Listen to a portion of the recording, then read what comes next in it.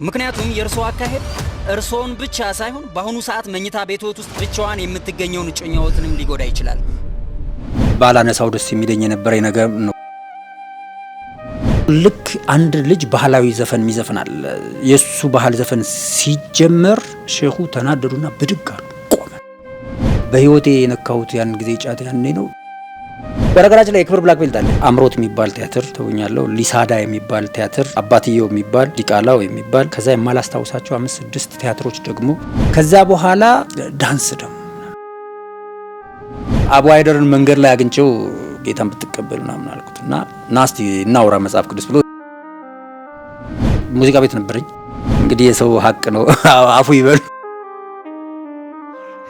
ሊያልቅ አካባቢ ደወለልኝ። ማሜ ስለሆነ ያው አነሳው ስልክ ማሜ ስለ ዲኑ እኔ ያው እንግዲህ የሰጠኸኝን ቀብድ መመለስ አልችልም። ሙዚቃው ባይወጣ ደስ ይለኛል፣ ግን አንተ ገንዘብ ስላወጣህበት ካወጣው አውጣው። ማሜ ምንነካ ብር ካነሰ ልጨምር አልኩት። ምክንያቱም እዚህ ሊሸጥ ነው። አሪፍ አይ አይደለም ያኛውን አፉ በለኝ፣ የሰጠኸኝ አፉ በለኝ፣ ሌላውን ብር ግን አልፈልገው እና ሼም ይዞት ነው። ካፈለግ ካወጣው ግን ባይወጣ ደስ ይለኛል። ለምንድን ነው ማለት ነገር ምን ሆነሃል ምናምን ነገር አስቀይሜ ያለው ና አክተው በታርግ ያለው አለኝና ጆሮ ላይ ተካ እና በህይወት አንተ ከሞትክ በኋላ የሚቀጥለው ወንጀል መስራት ከባድ ሳግበሰብስ ኖሬ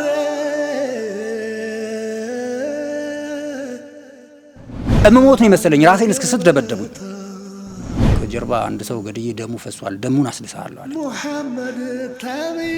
ሰመመን ነው የሚሉኝን እሰማለሁ። የሞትኩ ነው ማለት ነው እላለሁ። ከዛ ወላሂ የምለው ነገር ያን ጊዜ ሲመቱኝ እኔ ራሴን ስቻለሁ፣ ሲመቱኝ ያመመኝ።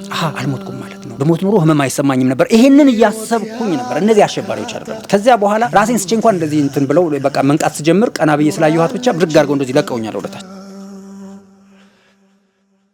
ህይወት ያለርጋታ ህይወት ያለርጋታ ኖራለች ተረታ